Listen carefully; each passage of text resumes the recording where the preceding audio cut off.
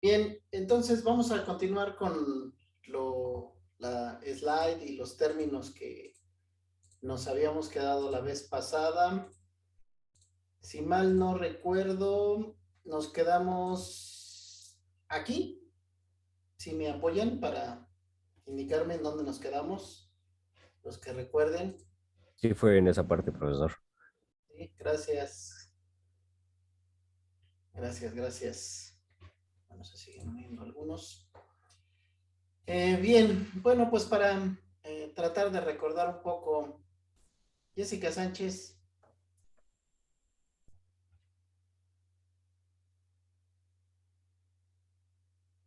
si estás, Jessica.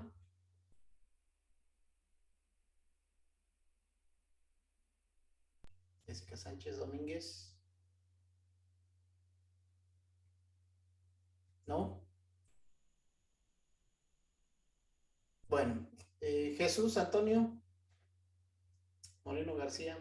Ah, Galicia, perdón. Ah, a ver, ya escribió que el micrófono está fallando de Jessica. Bueno, lo anotamos para la siguiente, Jessica. Jesús Antonio. Y también lo mismo. ¿No hay micro?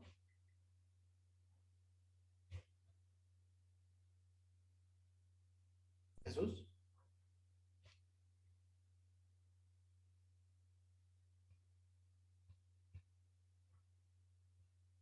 Jesús Antonio.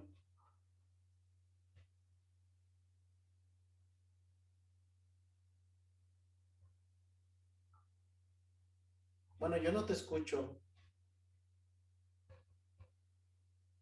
Ustedes sí me están escuchando, ¿verdad? Sí, Sí, profe, profe. sí lo escuchamos. Bueno, a ver, Alejandra Rivera.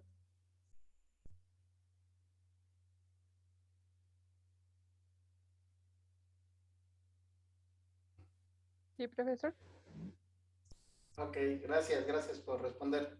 Eh, ¿Podrías decirme en lo que hemos estado platicando, tú hasta ahorita, qué es lo que has conceptualizado de qué es un sistema distribuido?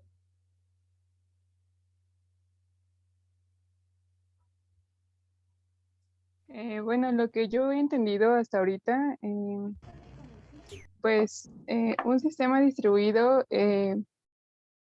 pues es, ¿cómo decirlo? Pues sí, ¿no? Un sistema que tiene, eh, digamos, bueno, hay, este,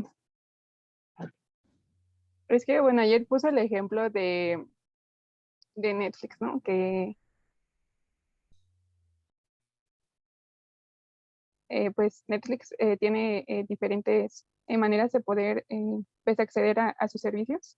Em, Como por ejemplo desde eh, el dispositivo móvil, desde la computadora o desde la televisión. Entonces, pues eso es un claro ejemplo de un sistema distribuido. Bueno, con eso yo lo podría asociar.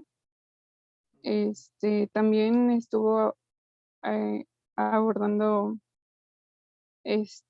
pues el significado de un sistema distribuido y de algunos, bueno, también mencionó algunas plataformas en las que nosotros podemos, pues, tomar cursos.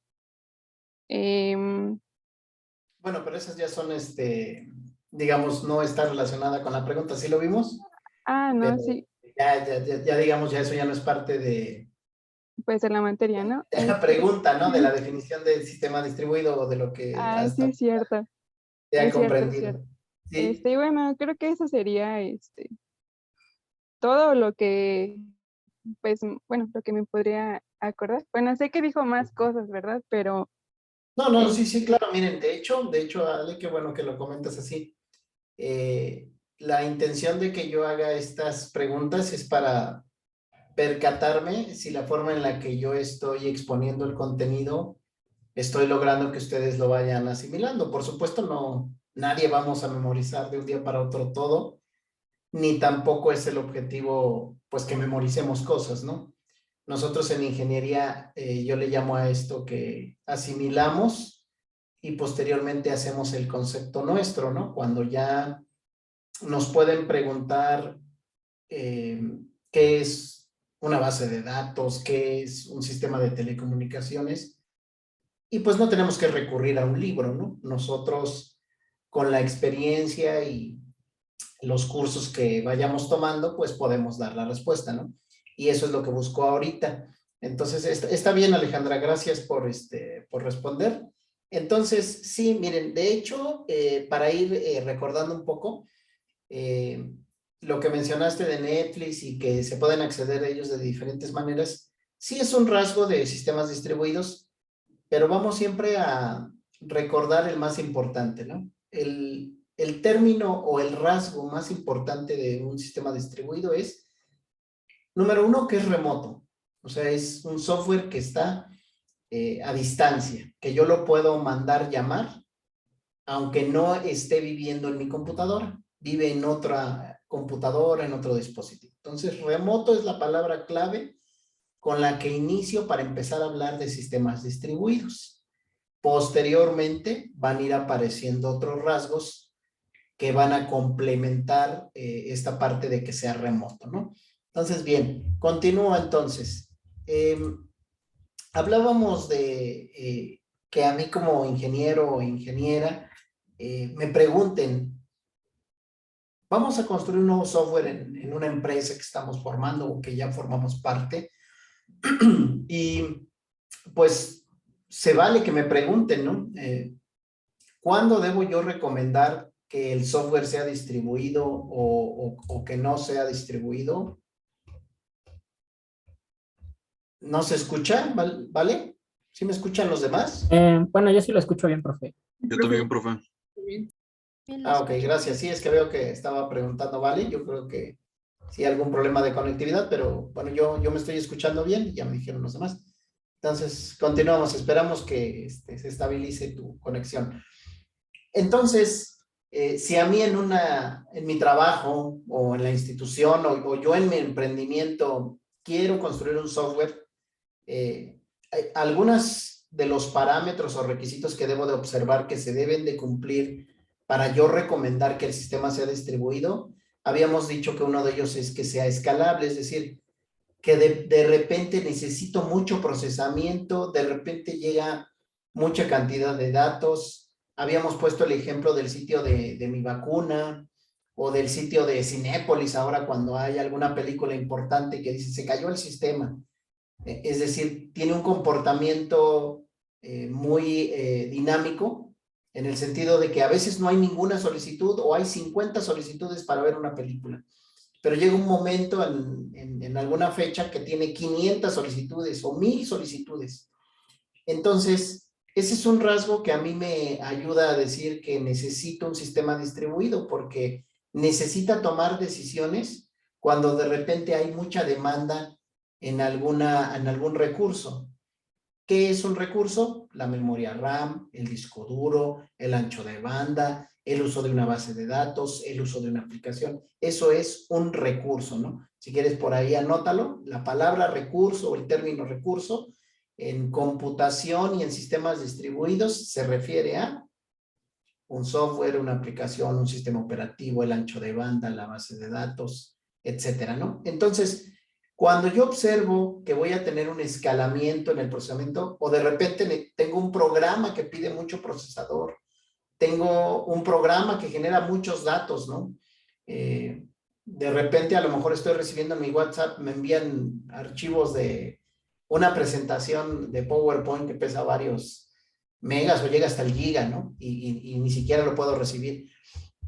Otra es lo que mencionó muy bien Alejandra, en el sentido de que tengo diversidad, es decir, necesito que se ejecute en muchos dispositivos diferentes y que haya comunicación entre ellos, no que estén aislados, es decir, no que se ejecute en la web y se ejecute en el móvil, pero yo no tenga manera de comunicarme entre ellos o de saber qué está haciendo uno, qué está haciendo el otro, ¿no? Eso es lo que le llamamos colaboración, ¿no? Entonces, me voy dando cuenta con esto que los sistemas distribuidos siempre van a ser sistemas grandes. Ese es otro requisito que hay en los sistemas distribuidos. Tiene que ser para un alto número de peticiones, de usuarios o de datos que hay, ¿sí? Que de repente puedo tener un usuario y de repente puedo tener 10,000 usuarios en un momento dado, ¿no?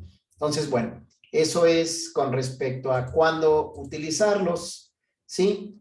La otra que había dicho es que ya mencioné, tiene que ser remoto, forzosamente, y tiene que haber trabajo colaborativo. No basta con que yo acceda a un software que, por ejemplo, tenemos Google, tenemos Uber, tenemos Spotify y ya accedí. No, tiene que haber colaboración. ¿En qué momento, por ejemplo, Spotify no es colaborativo?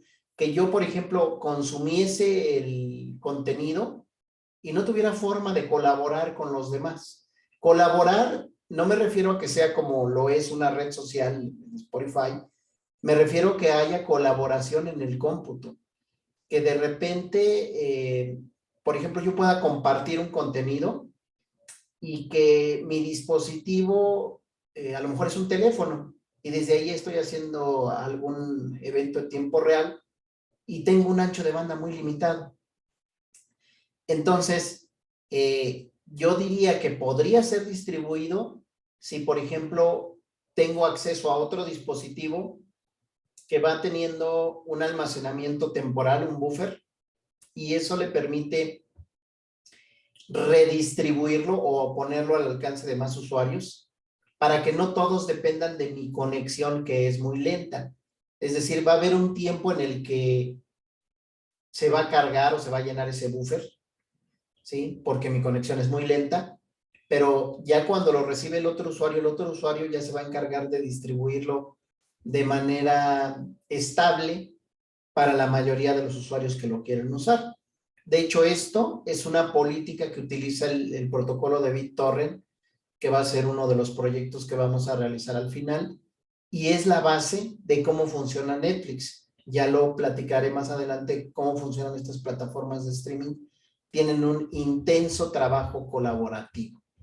Entonces, colaborativo es a nivel de software. No quiere decir que yo participe como usuario y que esté conectado con otros. Eso, por supuesto, es colaborativo a nivel de usuario, pero aquí estamos hablando colaborativo a nivel del software, ¿no? El software dice, tengo poco ancho de banda, entonces, ¿qué hago? Pido ayuda a los demás. Pido ayuda a alguien que tenga más ancho de banda y entonces le empiezo a enviar mi información a mi capacidad. Él la almacena y entonces, aunque haya un retardo, ¿sí? Un lag en la transmisión, pero hasta que ya tenga, digamos, ese buffer lleno para asegurar una estabilidad en la conexión, empieza la transmisión ya de manera estable. Eso es una decisión o un esquema que se utiliza en un esquema distribuido, ¿sí? Voy bien hasta aquí. Día de Romero, ¿sí estoy pronunciándolo bien? Es Dieter, profe. Ah, Dieter, perdón, discúlpame, es que, pues no, siempre es difícil, ¿no? ¿El nombre de qué origen es, disculpa? Alemán. Ah, con razón, no, yo de alemán no sé nada. Muchas gracias, Dieter. Entonces, ya no recuerdo. ¿Sí fue con ustedes que ayer platiqué un poco de esto de Big Data o no? No, profesor. No, profe. ¿No? No, profe. No. Ok. Bueno, otras razones que me pueden motivar a estudiar sistemas distribuidos es hablar del Big Data, ¿no? Del Big Data. Es decir, que estoy tratando de explicar por qué nacen los sistemas distribuidos. ¿Por qué no nos quedamos con los esquemas tradicionales de cliente-servidor o con los esquemas de programas de escritorio o programas web? ¿Por qué nace este paradigma de sistemas distribuidos? ¿Y por qué después evolucionó y apareció el paradigma de cómputo en la nube? ¿Sí? Eso es lo que estoy tratando ahorita a ustedes de platicarles y de que tengamos este panorama.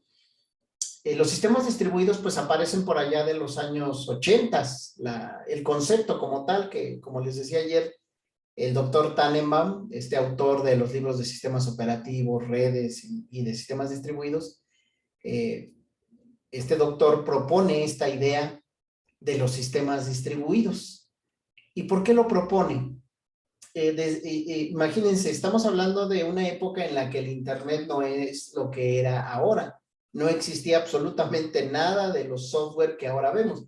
A lo más lo que teníamos eran las comunicaciones vía correo y algunas de tipo chat, pero bastante primitivas, ¿no? No eran nada de lo que son ahora. ¿Pero por qué aparecen? Quiero que traten de ubicarse en el tiempo, sé que va a ser difícil esto, en esa época de los años 80, y pues las computadoras eran prácticamente de dominio militar o industrial, es decir, costaban varios millones posiblemente, y pues solamente empresas muy grandes o industria muy especializada las podía adquirir. Entonces, una escuela o un usuario terrenal como nosotros, pues prácticamente era imposible que tuviéramos una computadora en casa, ¿no? O en la escuela. Entonces, por eso al señor Tannenbaum se le ocurre que, oye, una mejor forma de poner accesible el cómputo a la gente es distribuyendo el software. Es decir, no tengo manera de tener el equipo físicamente en casa, pero ¿qué tal si hago una conexión a distancia? Y pues obviamente no vas a usar todo un servidor que tenía o que tiene mucha capacidad de procesamiento, mucho procesador, mucha memoria, porque a lo mejor en esa época pues íbamos a lo mejor a usar un simple editor de textos, unos programas muy simples. Y entonces pues dice, vamos a hacerlo distribuido, esto es, que te lo hago accesible aunque estés a distancia, aunque no estés físicamente ahí. Y dos, reparto o asigno un pedacito del procesador a cada persona. De tal manera que si tengo un procesador de 10 GHz, por decir algo, y tengo 10 usuarios, le asigno 1 GHz a cada usuario. ¿Sí? ¿Sí me estoy explicando? ¿Vale? ¿Ya nos escuchas? ¿Ahora sí bien o todavía no? No, ya se escucha bien, profesor. ¿Sí? Sí va quedando claro esto que estoy tratando de ejemplificar. Sí. ¿Sí? Ok, gracias. Miren, voy a tratar de hacerlo aquí con unos pequeños garabatos. Es que siempre, esto sí es lo que extraño de lo presencial, poder tener el pizarrón, ¿no? Pero miren, lo que estoy tratando de ejemplificar es que nosotros teníamos una computadora, dije, de 10 GHz. Entonces tenía un único usuario que tenía acceso a él. Estoy hablando de la década de 1980.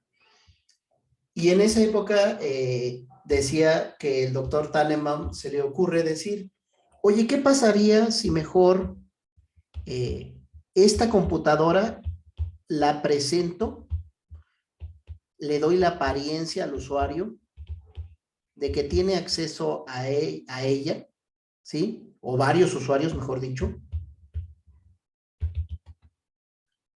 Aquí tendría el usuario 1, aquí tendría el usuario 10.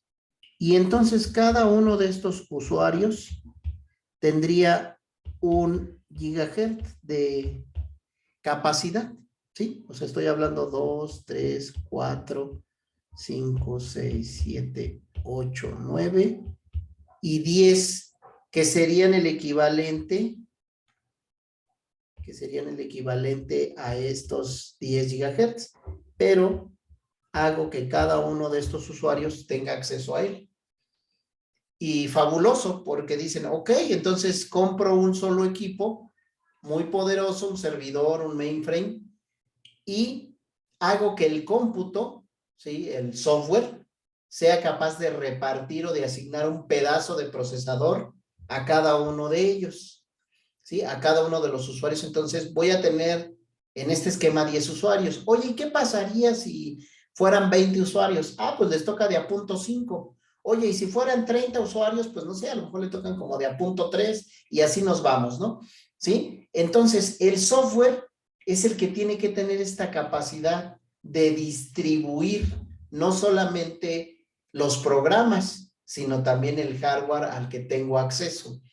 ¿Sí? Obviamente, esto que les estoy hablando en los años 80, cuando lo presentó el doctor Tannenbaum, pues no solamente fue revolucionario, ¿no? Hay que decirlo, ¿no? Muchos dijeron, pues, ya enloqueció el doctor, porque ¿cómo va a ser eso, no? ¿Cómo va a ser que el software haga esto que estamos ahorita platicando, ¿no? Para esa época de la que estamos hablando, ¿no? Entonces, pasa esta situación de un software que tiene esas capacidades y que al día de hoy, que lo estoy platicando con ustedes, pues usted dice, pues eso ya existe, ¿no? Es lo que hace Amazon, es lo que hace Google Cloud. Nada más que yo como usuario ahora ya veo una interfaz agradable, una interfaz muy bonita y no me tengo que preocupar por cuánto cómputo me asigne, ¿no? Bueno, sí me preocupo porque lo cobran, ¿no? Pero en general no me preocupo de eso, ¿no? De hecho, hablando de esto, a ver, espérenme, ahorita me acordé de algo que me parece relevante. Por ejemplo, sí me preocupo, porque aquí yo, por ejemplo, muestro, aquí está, ¿no? Sí están viendo mi pantalla allí, ¿verdad? ¿O no? No. No. No, ¿No? profe. Ah, caray, bueno, a ver, espérenme. Qué bueno que pregunté, si no. A ver, ahora sí ahí. Sí. Ya. Está viendo mi correo, Sí, profe. ¿no? Bueno, en esta área que tengo aquí, que si ustedes son usuarios de Gmail, aquí verán que, por ejemplo, viene mi almacenamiento, ¿no? Ya me dice cuánto tengo y aquí está lo que yo estoy pagando actualmente, ¿no? Dice bueno, perdón, no, este no es el que estoy pagando es este. Me está ofreciendo, ¿no? El negocio, ¿no? Paga más, ¿no? Por tener este espacio de almacenamiento. Y es exactamente lo mismo, ¿no? Es un disco duro que está en algún lado en el mundo y yo estoy utilizando ese disco duro, pero me están cobrando por su uso, ¿no? Me dice, bueno, tienes 216 gigas y ya vas a la mitad, ¿no? De tu espacio de almacenamiento, ¿no? Es exactamente lo mismo de lo que yo estoy hablándoles hace un rato en esta pantallita que hacía de repartir los recursos. Google me está rentando ese esquema de repartirme o asignarme un pedazo del disco duro. Cuando lo presenta, por supuesto, el señor Tannenbaum, hacía falta un elemento poderoso, ¿no? Que avanzara el cómputo y otro más importante, que entrara la gente que ve el negocio, ¿no? Ah, bueno, oye, esto sí se oye muy bien y vamos a comprar el equipo grande y lo vamos a repartir a la gente y que todos sean felices. Bueno, pero pues alguien tiene que pagar, ¿no? Y hay usuarios que pagan, ¿no? Yo ahorita les mostré. Cuando yo era estudiante como tú, yo no pagaba por usar Gmail.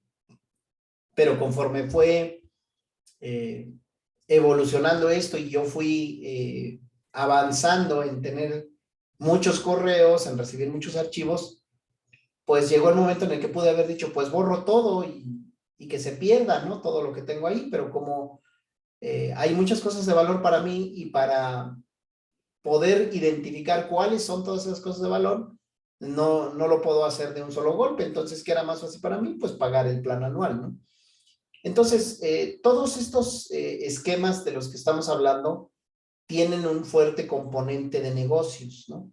Esta es también una sugerencia que yo te hago. Tú como ingeniero o ingeniera en formación, complementa esto con algún curso de negocios, ¿no? De administración, porque es muy importante que visualicemos también los modelos de negocios que hay en el software, ¿no? Entonces, bueno, alguien está hablando por acá. Profesor, y en el caso del almacenamiento gratuito, dice Javier, que nos da una empresa, ¿no sería una pérdida económica para la empresa por tantos usuarios que prefieren solo quedarse con la cuenta gratuita? Es buena pregunta, Javier. De hecho, es a lo que iba con lo de, o más bien es a lo que voy con lo de los modelos de negocios. Los modelos de negocios tienen que hacer una evaluación para poner en práctica el modelo y que precisamente no haya una pérdida, ¿no? Que haya siempre una ganancia, ¿no? Entonces quiere decir que aunque haya muchos usuarios que se quedan con la cuenta gratuita, hay otros datos de valor, ¿no? El otro dato de valor es, por supuesto, que Gmail sabe muchas cosas acerca de mí. No solo con la inteligencia artificial que hay ahora y la minería. O sea, los datos cuestan y valen mucho dinero. Imagínense, digo, si ustedes también, aprovechando la pregunta, perdón que haga fluctuaciones o variaciones, pero son cosas que de repente recuerdo y hay que platicarlas un poco. Si mal no recuerdo, hay una parte estadísticas. Déjenme ver. Beneficios. No, está aquí. Historia. No, dice que no. Déjenme ver si aparece por aquí.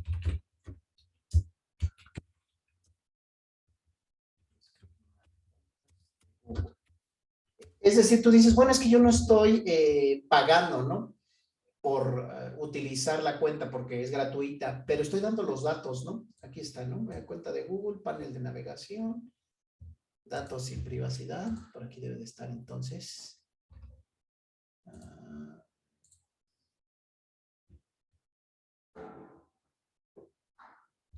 Si estoy bien, no ubico ahorita exactamente dónde es. Bueno, si no lo busco con calma para no invertir mucho tiempo en esto. No sé si es aquí, no. Sí, aquí está, datos y privacidad. ¿Sí? Yo puedo aquí revisar mi actividad, mi historial, por ejemplo, de búsquedas y de reproducciones de YouTube. Aquí, alerta roja, ¿no? Dicen que, híjole, imagínense que todo mundo, por ejemplo, ahorita que yo le diera clic, y si tengo algo que no quiero que alguien revise, que estuve viendo, lo mismo en las ubicaciones, ¿no? ¿Dónde ha estado Félix? ¿Dónde ha andado? Entonces, todos esos datos son de valor para el negocio. Valen dinero. Aunque tú digas, bueno, es que es gratis, ¿no? No es gratis. Todo esto es una oportunidad de negocio enorme para cualquier plataforma, ¿no? Aquí estamos viendo la que yo presento de Google, pero ustedes deben de saber las redes y pues, prácticamente cualquier software que utilicemos actualmente tiene acceso a datos y esos datos los puede utilizar para obtener ganancias, ¿no? ¿Sí? No sé si logré... a ver, ¿dónde quedé? Ya me perdí aquí entre... Ahí está. No sé si logré... Chicos, ¿están ahí? Profe, aquí estamos, pero no estaba Sí. compartiendo su pantalla. ¿Cómo? ¿Y no vieron nada? ¿Por qué no me...? No. Como Es el que- meme, Comprobamos que era Respetamos su privacidad, profe. Ajá, profe, creímos que era privado. No. A ver, entonces todo esto no lo vieron. ¿Ahora sí ya lo ven? No, ahorita Ahora ya. sí, ahora sí ya, profe. No, pues les digo que como el meme, avísenme, pues avísenme. Es que, ¿qué tal que no nos quería mostrar su historial de búsqueda? No, miren, esto es lo que les digo que aquí está, ¿no? Es la cuenta de Google, los datos y privacidad. Y les decía que, por ejemplo, aquí yo detuve, ¿no? Por ejemplo, mi historial de ubicaciones. Ya no quise que Google minara dónde he estado. Pero todavía tengo activado mi actividad en la web, mi historial de YouTube. Por eso les decía, si yo le doy clic aquí, va a aparecer todo lo que he buscado y lo que he reproducido en YouTube. Entonces, eso es de valor. Y por supuesto, pues es de curiosidad, ¿no? A ver, dale clic, profe, ¿no? O dale clic para ver qué ha hecho el profe, ¿no? ¿Sí? También es Aquí en como mi de actividad, valor, ¿qué ha buscado, no? ¿Mande? que ¿Qué también es pasó, como de Joseph? valor para las empresas, ¿no? O sea, que digamos que le piden como datos para anuncios y así. Claro, de hecho, muchos lo debemos de haber experimentado, si no es que casi todos ustedes, que lo que les va ofreciendo en la red social o en las redes sociales que usen, de repente aparece la publicidad y dicen, ¿cómo sabe que quiero esto, no? Tal vez te escuchó, ¿no? Porque también es un hecho que nos escucha. O buscaste algo, o ahora a lo mejor me dices, bueno, es que yo no soy usuario de redes. Bueno, pero eres usuario de Google. Si tú eres usuario, si alguna vez has usado el buscador Google, ya hay datos tuyos ahí. Después podemos platicar esto más a fondo. Me estoy desviando un poco de la materia, pero se prestó. Google almacena alrededor de 53 variables cuando tú usas el buscador, ¿sí? Y si me dices, no, entonces voy a usar otro buscador. Bueno, el otro buscador también puede usar esas variables, ¿no? Es decir, estamos conectados. La única forma de que no nos rastreen un poco, pues es desconectarnos de cualquier red, ¿no? Pero bueno, entonces, decía hace un rato con la pregunta que hacía Javier Vargas, que si con esto espero haber respondido a lo que él preguntó acerca de cuando es gratuita, ¿no? La cuenta. Sí lo logré, Javier. Bueno, no sé si... sí, ya está. ¿Los demás alguna otra pregunta para que continuemos? Profesor, ¿y cuáles son esas variables que comenta? Bueno, hay varias, no me las sé todas, pero les decía que si gustan, me recuerdan y en otro momento las revisamos. Ahorita las que puedo compartir, que tengo así a la memoria, es la ubicación. 2, el dispositivo desde el cual lo estás haciendo. Me refiero a computadora, laptop, tablet, teléfono, etcétera. 3, el software, el navegador que estás utilizando para hacer la búsqueda. Todo eso, por supuesto, depende también de tu configuración que has estado teniendo en tus buscadores, ¿no? Hay quien tiene mucha precaución y deshabilita todo eso, pero si somos usuarios que descargamos el software y nos ponemos a utilizarlo sin revisar antes qué tanto me puede rastrear o qué tanto dejo que me rastree, pues bueno, ahí hay muchos datos que seguramente ha accedido, ¿no? De hecho, pues es una de las razones porque Chrome apostó por su navegador web, ¿no? Para poder tener, pues, una mayor amplitud en la búsqueda de estas variables y sacarles provecho, ¿no? Les digo, pues, los datos hoy en día son negocio, ¿no? No hay una frase en el área de ciencia de datos y de machine learning que dice que la data o los datos son el nuevo petróleo, ¿no? Y eso es verdad, ¿no? Quien tiene datos tiene mucho dinero si sabe cómo explotarlos, ¿no? Cómo procesarlos. ¿Sí? ¿Sí logré explicarme? Sí, profesor, gracias. Gracias. Bueno, entonces, todo esto surgió porque decimos que los sistemas distribuidos, pues, son la base o están detrás de paradigmas como el Big Data. Estamos hablando que pronto llegaremos a estos zettabytes. Los usuarios, ahorita, pues, usuarios tradicionales, andamos por ahí por el rango de los teras, ¿no? Tenemos discos de 500 gigas, de 1 tera.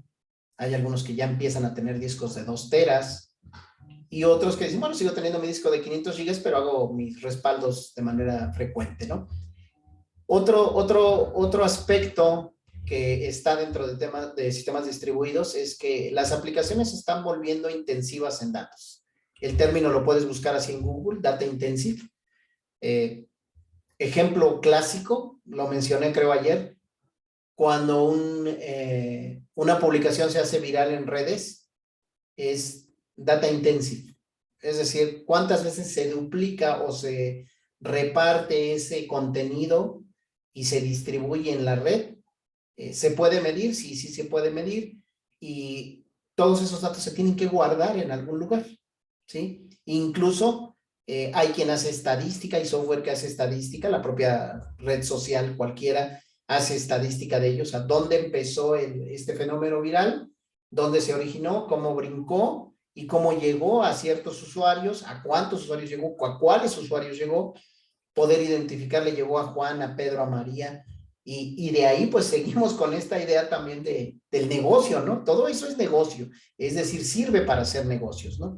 Si yo, hay un ejemplo clásico en Google que dice, si yo escribo la palabra auto deportivo, ustedes saben, me va a aparecer ahí, vamos a hacer de hecho el ejercicio, así rápido, perdón que les digo, seguimos hablando de muchas cosas relacionadas, ¿no? Aunque no es propiamente estos sistemas distribuidos. Si yo pongo auto deportivo, inmediatamente va a aparecer, por ejemplo, aquí Volkswagen, Chevrolet, ya saben, estos son enlaces que están pagados para... Ya no se ve su pantalla. Ya no se ve la pantalla, otra vez, ¿cómo no que me dicen? No sé por qué aquí en esta computadora, es que estoy utilizando otra computadora. Deja de compartirse. ¿Ahí está ya? Sí, ya. Ok. Yo escribí... Ah, ya sé qué está pasando. Permítanme un segundo, chicos. Un minuto. Es que están llamando a la puerta.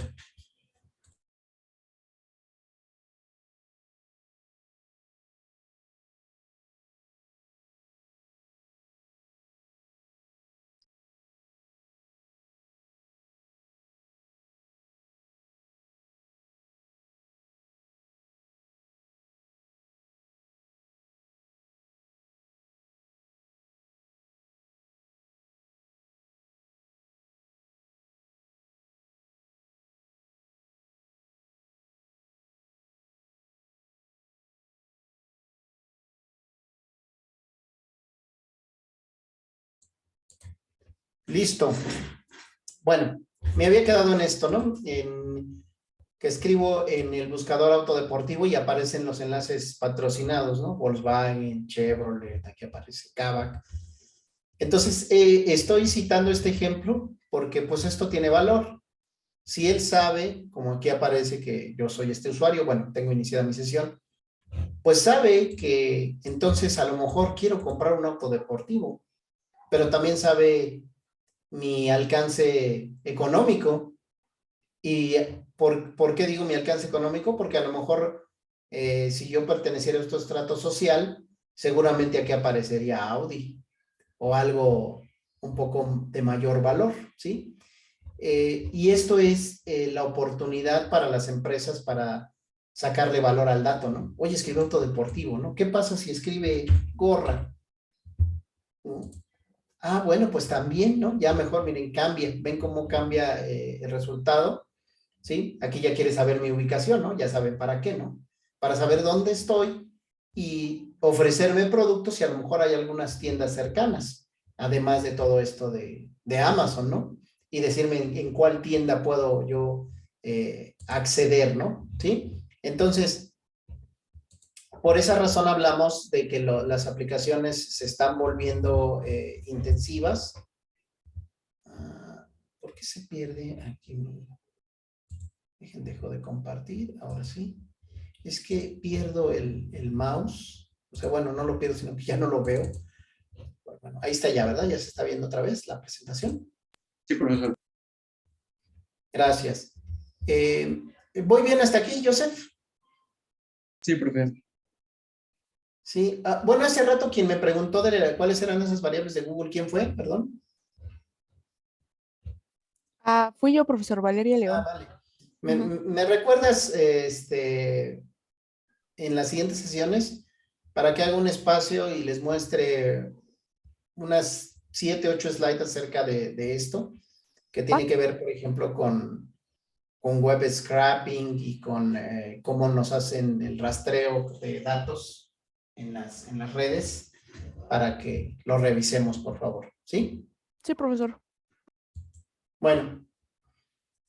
Otra cosa que con respecto a lo que estaba platicándoles de cómo aparece este concepto o este paradigma de sistemas distribuidos, es precisamente ubicarnos en esas épocas de los años 80, donde la computadora pues tenía estas capacidades, ¿no? Dice la memoria, hay 4 niveles en la memoria,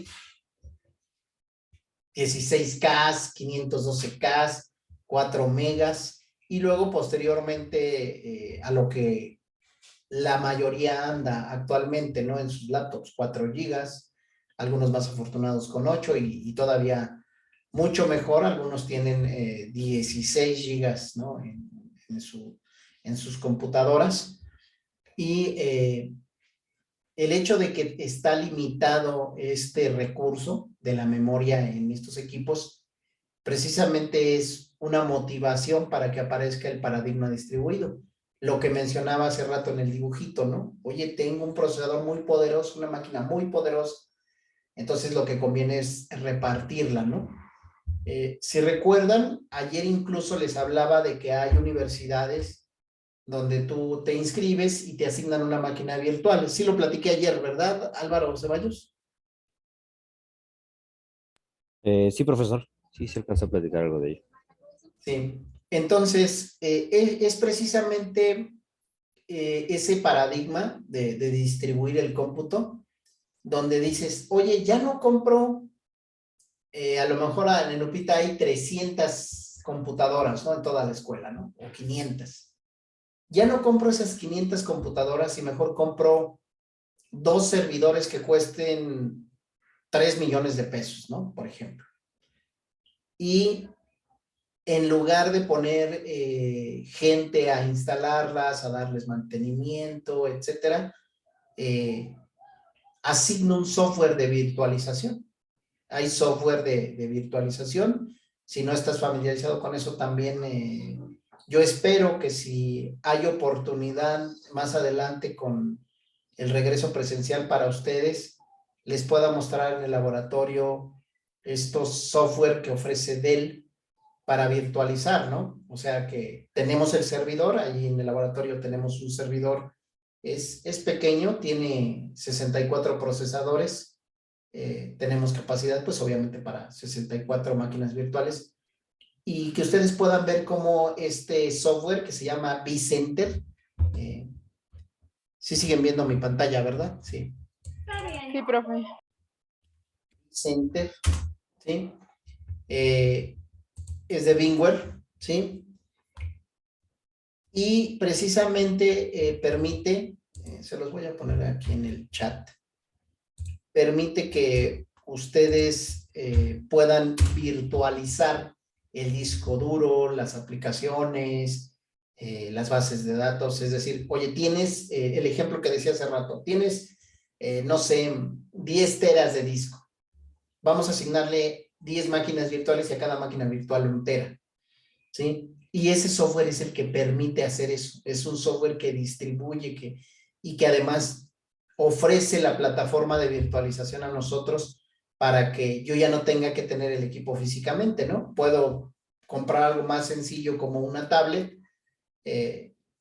o tener una computadora que no tenga mucho poder, pero que tenga buena conectividad a internet y desde ahí trabajo, ¿no? Trabajo desde mi computadora, pero accediendo a un equipo de cómputo de altas prestaciones, ¿no? ¿Sí?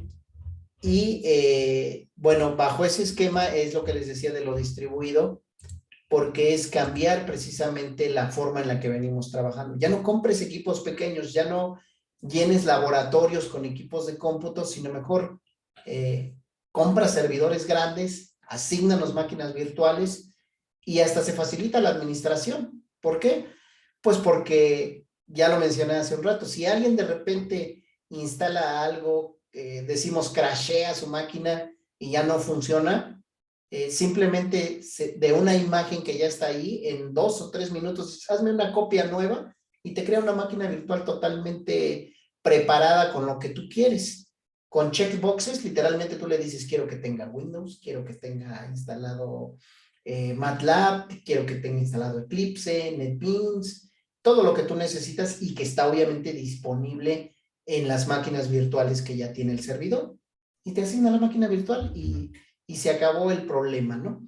Entonces, esta ya es una realidad. Cuando nace este paradigma, no era una realidad esto que estoy platicando y precisamente por eso nos hablan aquí en esta imagen, puse estos discos mecánicos que todavía en algunas computadoras están vigentes, donde vemos que el disco duro pues tiene una capacidad limitada, tiene una cantidad limitada de canales con las cuales me puedo comunicar, y a eso voy con esta otra diapositiva, ¿sí? Que por ejemplo aquí, mira, observa, en un esquema tradicional yo tengo 2 niveles de memoria o 2 espacios de memoria RAM y tengo un único procesador. En cambio, dice, te ofrezco el paradigma que todos observamos cuando nos empezaron a decir, oye, no tienes un solo core, ¿no? Un solo procesador. Tienes un core duo o tienes un quad core, ¿no? 4 procesadores, les asignas pequeños espacios de memoria, pero insertas un bus de interconectividad entre estas memorias y haces que funcione de mejor manera, aprovechando que los procesadores, o mejor dicho, los transistores, están integrados y siguen creciendo al ritmo de la ley de Moore, ¿sí? Y en ese sentido, viene este esquema que he puesto aquí, que pues este grafiquito, donde digo, esta es la brecha de velocidad entre el procesador y la memoria, ¿no? El procesador sigue siendo mucho más veloz que la memoria, es decir, en procesador, a lo mejor tú me dices, yo tengo un gigahertz, ¿no? Un procesador de 1 gigahertz o demás, pero es muy difícil que me digas, y tengo la memoria, en la memoria tengo, decía hace un rato, a lo mejor 16 gigas, pero es muy difícil que me digas, tengo 64 gigas o 128 gigas de memoria RAM, como para qué quieres tanto. Entonces, viendo este esquema, me doy cuenta, ¿por qué no tengo tanta memoria? ¿Por qué las computadoras sí traen un procesador muy eficiente, pero de memoria no me pueden ofrecer más? Porque es caro, ¿sí? La memoria, como bien sabemos, es caro. Si yo te digo, compra 1 gigahertz en el procesador, pues tiene su precio y su costo, pero no es lo mismo que el de la memoria RAM, ¿no? ¿Sí? Voy bien hasta este momento, Miriam Sánchez. ¿Alguna duda? No, profe, todo bien. Gracias. Y estoy hablando de estas 2 diapositivas del procesador, de la memoria, de cómo ha ido evolucionando, porque precisamente cuando yo llego a este problema, me dan 4 terabytes en una máquina y me dicen, oye, cópialos a esta otra máquina. Bajo este esquema, aquí dice, me voy a tardar unas 3 horas en cargar esos datos. A lo mejor cuando tú has hecho respaldos de tu computadora lo has vivido. Compras tu disco externo y tienes que, pues, literalmente invertir un espacio de tiempo en poner a copiar los datos. A lo mejor te vas, no sé, te tomas tu café, comes, haces otras cosas, pero mientras la computadora está centralizada en hacer la copia masiva o en hacer el respaldo de todos esos datos, bajo este esquema, ¿no? Que está aquí. Este es un esquema centralizado, ¿sí? En una sola computadora. ¿Qué pasa si yo cambio este esquema a un esquema distribuido? El esquema distribuido, ¿qué hace? Lo divide, pero ahora dice, necesito comunicarme con más máquinas, no una máquina, lo voy a dividir entre 100 máquinas, ¿no? Digo, aquí está exagerado, pero lo reparte, ¿y cuánto le lleva? 3 minutos. De 3 horas a 3 minutos. Es una barbaridad de tiempo, ¿verdad?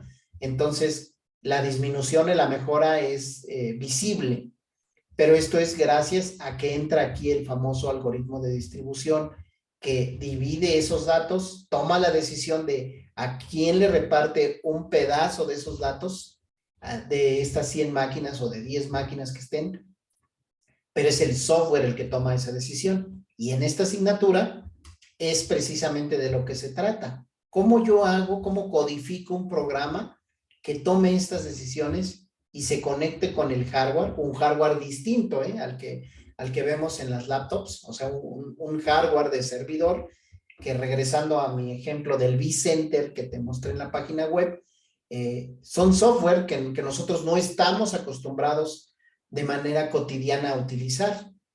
Pero si tú vas a un data center, a un centro de datos, es el pan de cada día, ¿no? Tener ese tipo de software instalado en los servidores. Y ya no tienes que tener, como en el esquema tradicional que tenemos en la escuela, que tienes un técnico docente en cada laboratorio, ¿no? más bien tendrías que capacitar un administrador de data center o dos que sepan cómo virtualizar, cómo crear estas máquinas virtuales, cómo asignar los recursos, certificarse para saber gestionar los permisos, archivos, etcétera, y asignar incluso tickets, ¿sí? Los que ya están en la industria ya deben de estar familiarizados con esto de generé un ticket, ¿sí? No sé si alguien está familiarizado con ese concepto en la industria cuando dicen, ¿qué estás haciendo? Generar un ticket y lo tengo que atender. No sé si alguien ya lo ha experimentado, si puede alzar la mano o sabe de qué estoy hablando. ¿No? ¿Nadie? ¿Nunca han escuchado ese término en el área de cómputo de que se generó un ticket?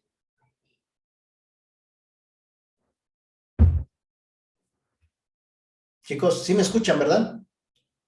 Sí, profe. Sí, profe, sí le escuchamos. Sí, Ah, ok, profe. gracias. Bueno, es que también puede ser que no me estén escuchando y digo, por eso no. Bueno, entonces veo que nadie está familiarizado con ese término. Lo comento muy rápido. Un ticket es, por ejemplo, cuando tú adquieres una licencia de un software y entonces el software en algún momento estás haciendo o quieres hacer algo en específico y no te lo permite o tiene un bug el software, entonces levantas un ticket, ¿no? Que puede ser vía un correo o puede ser vía alguna función que tiene el propio software. Y dices, quiero levantar un ticket, se envía automáticamente la alerta o el correo al sistema central donde adquiriste el software, y alguien recibe ese ticket, observa de qué se trata o lee de qué se trata y te asigna una respuesta y te dice, bueno, lo vamos a atender, tiene el número de ticket fulano, o si es necesario incluso te hace una llamada virtual para poder darte asistencia remota y ayudarte a resolver el problema. Pues digamos como que es una modalidad de soporte técnico moderna que ya se utiliza en muchas áreas industriales, en muchas áreas de TI, y es precisamente lo que nosotros observamos hacer a los técnicos docentes en los laboratorios, ¿no? De repente ven que, oye, es que no instalaron tal software en esta máquina, y ahí va el técnico docente a revisar. Oye, es que necesito que no tengo buena conectividad, o esta computadora ya no enciende, y ahí va el técnico docente a revisar qué fue lo que pasó. Entonces, cambiamos ese paradigma, quitamos todas las máquinas que hay allí físicamente y nada más tenemos un servidor grandote en un rack y desde ahí está operando. Y ya nada más alguien vía software te va asignando, te digo, estas máquinas virtuales. Cuando hay un problema, tú levantas un ticket y dices, mi máquina virtual no está funcionando, no está operando. Se le envía el correo automáticamente, lo atiende y te da respuesta. ¿Sí? ¿Sí me expliqué, chicos? Sí, Julio César Guzmán, ¿sí me expliqué? Sí, profe, todo bien. Sí, ok. Creo que hay, no, ya no, es que vi como que había un mensaje en el chat. Entonces, bueno, ¿qué requiero yo en sistemas distribuidos ya para ir haciendo un resumen de esto? Necesitamos una forma de expresar el problema como un proceso paralelo y ejecutarlo en diferentes máquinas. Es decir, necesito que conozcas los modelos de programación de concurrencia. ¿Qué significa esto? Tú has seguramente llevado tus cursos de programación estructurada, de programación orientada a objetos, posiblemente programación orientada a eventos, si conoces algo de .NET, pero en general son programas que no tienen concurrencia, es decir, tú hiciste tu programa para 1 o 2 usuarios, tal vez 10, tal vez hiciste una página web, pero la visitó, no sé, tu primo y tu hermano, tus cuates o tus amigas que tienes en la escuela y se acabó. No desarrollaste un sistema donde digas, van a entrar 1000 usuarios al mismo tiempo, ¿no? De manera simultánea. No has hecho algo así, ¿no? O sí, no sé si alguien levante la mano, si ya ha tenido oportunidad de desarrollar un sistema para 1000 usuarios. Ok, precisamente es cambiar ese paradigma. ¿Cómo puedo yo conocer las estrategias para ir trabajando para atender cientos o miles de usuarios? El primero esquema que nos enseñan, y si no nos lo han enseñado, aquí lo vamos a revisar, es el de hilos, ¿sí? cómo asigno hilos para ir atendiendo diferentes solicitudes. Y luego después ya tengo que entrar en la programación que ya se conecta con el hardware que decía hace un rato, de decir, oye, ya vamos a llegar al límite de hardware. Entonces necesito comunicarme en red con otro programa que le avise al servidor 3, oye, necesito que nos eches una mano, ¿no? Como les decía en el supermercado, ¿no? De repente hay muchas filas en las cajas cuando voy a pagar y de repente aparece alguien, ¿no? De los trabajadores de ahí y usted, por favor, a la caja 7, usted a la caja 15. ¿Por qué? Porque ya no se está dando abasto e incluso si hay otro cajero, abre otra caja, ¿no? En ese momento. Esa es la tarea del software distribuido, que observa un escenario de contingencia y actúa, toma decisiones y dice, necesitamos hacer esto, y va y lo hace, ¿sí? En el software es exactamente lo mismo. Yo necesito a alguien en el código, algunas instrucciones que se pongan que permitan precisamente tomar esas decisiones, que haya banderas, que disparen alertas, como si ya llevaste base de datos, poner triggers, ¿sí? Si no, pues ya después platicaremos un poco de esto. Les decía el esquema de hilos, y luego pues ya brincar, ¿no? Dar ese paso grande, que sí es un paso grande, de estar programando en Java, en Python o en C, y decir, oye, ¿y cómo me paso a un software como vCenter?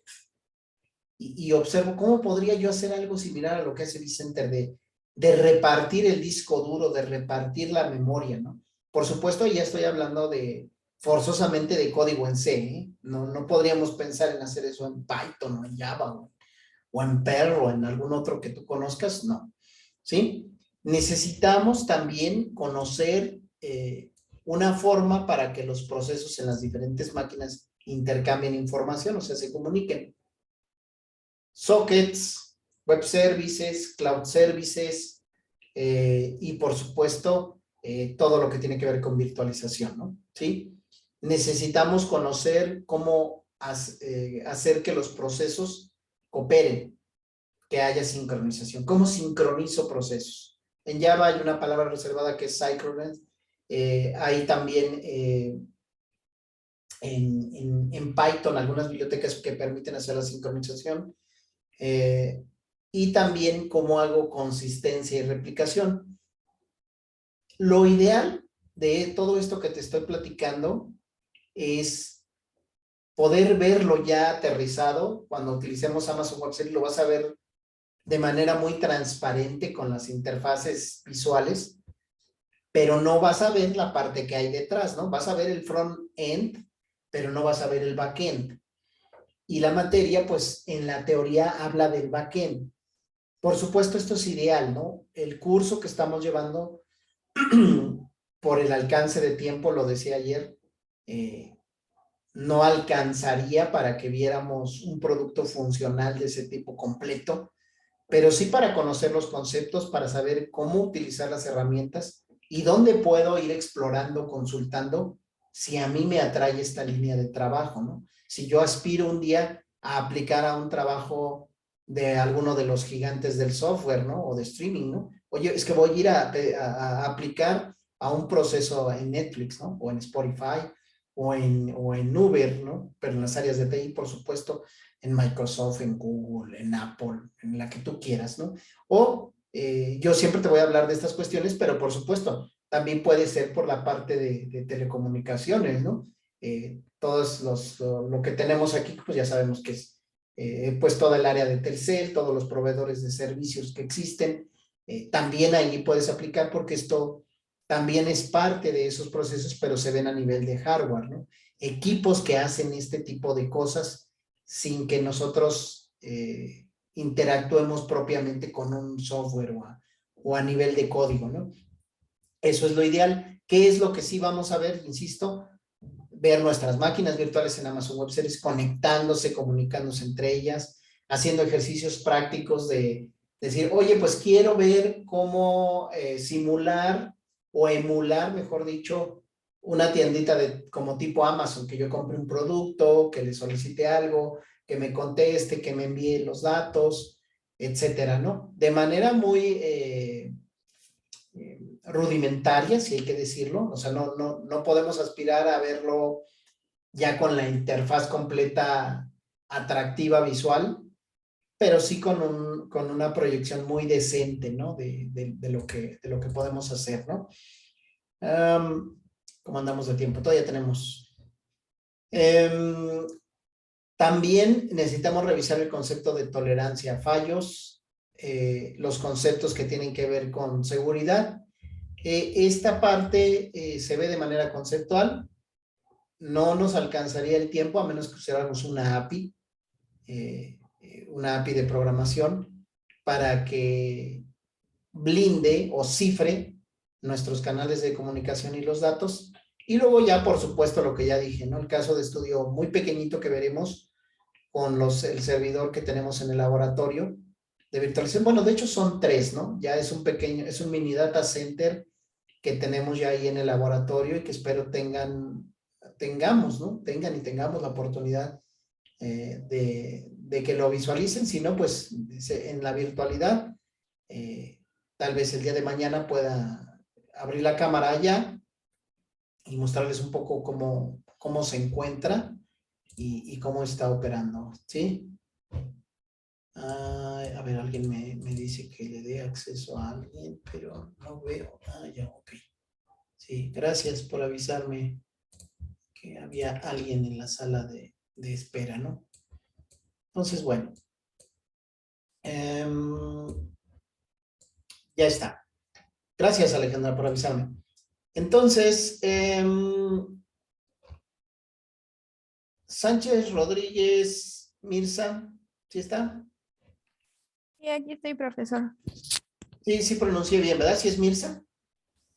Sí. Gracias. ¿Hasta aquí hay algún comentario, alguna duda? No, hasta el momento no, profesor. ¿Cómo ves el panorama? ¿Suena aburrido? ¿Cómo suena? Pues hasta ahorita interesante, no como un tema tedioso. De hecho, bueno, me centré más en el tema que dio al principio de la privacidad de Google y todo eso, como que me quedé más enfocada en eso. Ok, muy bien, gracias. Sí, fíjense que, bueno, miren, yo actualmente, como saben, tengo pues la fortuna de estar a cargo de un laboratorio en UPITA. Este laboratorio de inteligencia artificial y de cómputo móvil trabaja en 2 modalidades, ¿no? Este es un comercial que estoy haciendo ahorita. Una parte está enfocada a la licenciatura, con la ingeniería como la que estamos ahorita en esta asignatura, y otra modalidad está orientada al posgrado. En el posgrado estamos totalmente orientados a datos y a inteligencia artificial, ¿no? Y precisamente todos estos conceptos, términos que estaba hablando de la privacidad de los datos, de cómo sacar provecho a los datos, de los modelos de negocio que hay en los datos, son precisamente parte de los temas que nosotros exploramos ahí en el posgrado, ¿no? Después, si alguien va a hacer proyecto terminal o ya tiene planes para hacerlo, nosotros también tenemos algunas propuestas, tenemos algunos proyectos que estamos trabajando y después ya de manera puntual con quien pudiera tener interés lo podemos platicar, ¿no?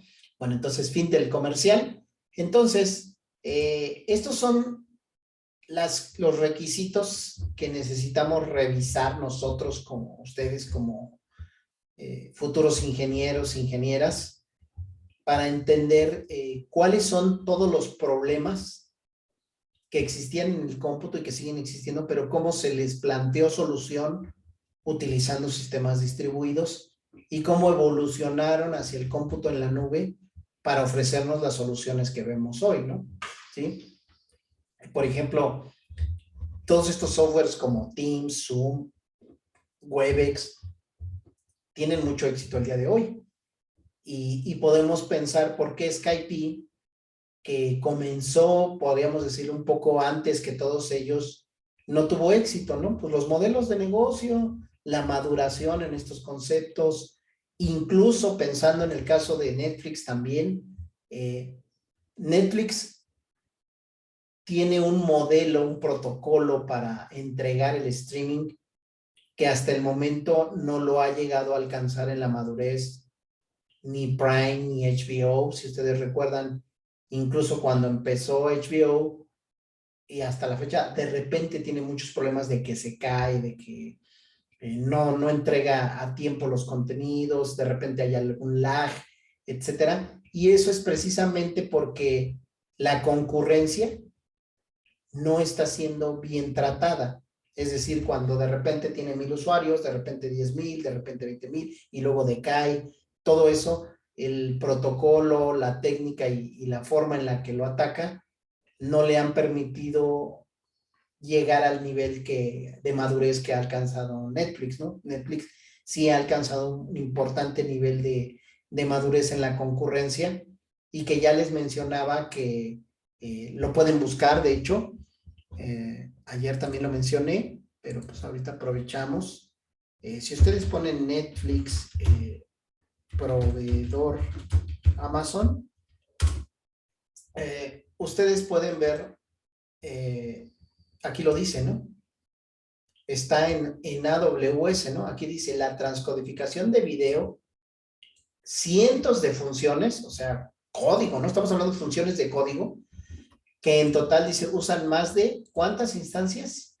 Aquí dice 100,000 instancias de servidor, o sea, 100,000 servidores, ¿no? Instancias de los servidores en Amazon Web Service, ¿sí?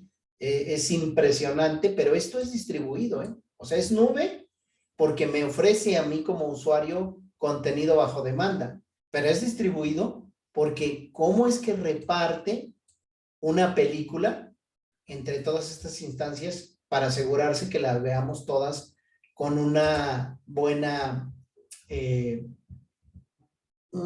siguen llamándome, quisiera. Permítanme un segundito, déjenme cancelar, ya está. Ahorita la atendemos. Si ustedes tienen curiosidad también por ver estas cosas, sí, dice aquí, por ejemplo, ¿no? Resiliencia, ¿no? Perdón, resiliencia. ¿Qué ocurre cuando quiero mover a 89 millones de usuarios a una región de AWS diferente, ¿no?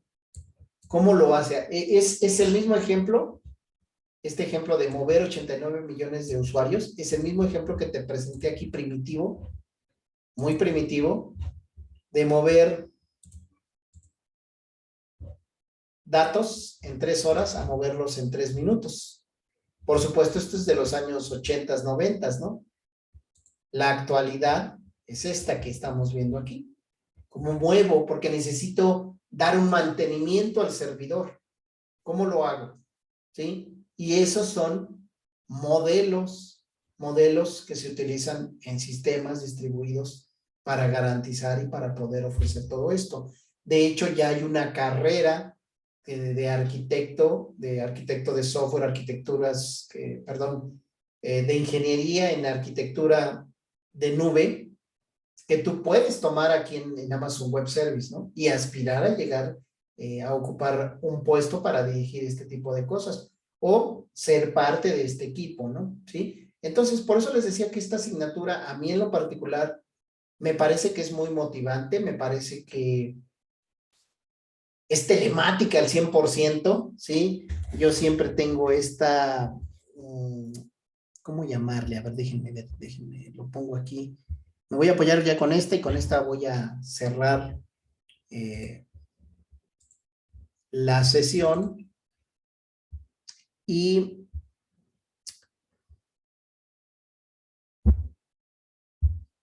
a ver, ahí está. Listo. En lo particular, yo les he comentado que yo soy gente del área de cómputo.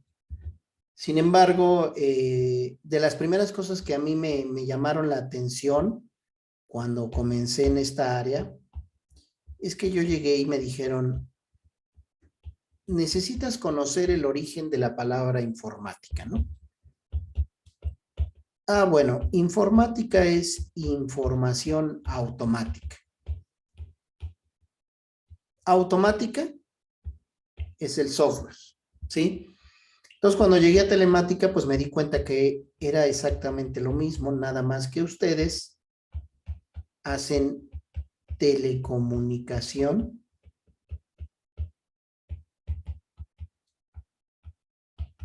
automática, ¿no? Un software que automatiza las telecomunicaciones, ¿sí? Y eso lo veo perfectamente en lo que acabo de comentar aquí, ¿sí? Lo veo perfectamente que esto es muy telemático. Ah, no es cierto, estoy acá. Muy telemático en esto, ¿no? ¿Cómo hago que las comunicaciones se automaticen con un software? Aquí lo estoy viendo con AWS para el caso de Netflix, pero también se puede ver con las redes de telefonía cuando, por ejemplo, con los planes de pago, cómo toman decisiones para decidir que yo pertenezco a un plan de pago y limitarme, por ejemplo, mi ancho de banda o decir ya consumiste tu plan de datos. En fin, hay muchas cosas que a mí en lo personal me parecen muy interesantes, retadoras, y que te puedes insertar sin problema en cualquiera de ellas, ¿no? Ya como egresado, incluso ahorita que ya estás en los últimos semestres o a mitad de semestre. Si estás a mitad de semestre, pues yo te invito a que inviertas en alguna de estas líneas porque hay mucho futuro, ¿no? Y muy buena proyección a futuro. Y si ya estás por salir, pues bueno, seguramente ya tienes decidido a dónde irte. Y si no, pues aquí hay más opciones que yo te estoy poniendo en la mesa de por dónde puedes abordar esto, tomar estas certificaciones, etcétera, y verte ya inmerso en todas estas áreas, ¿no? Bueno, no sé, ¿hay alguna pregunta? No sé qué opinen de esto. ¿Algo más? ¿Comentarios, dudas, sugerencias, quejas? ¿No? Todo bien hasta ahorita, profe. Bueno, chicos, también, bueno, ya voy a terminar aquí la grabación porque ya pues vamos a cerrar la sesión.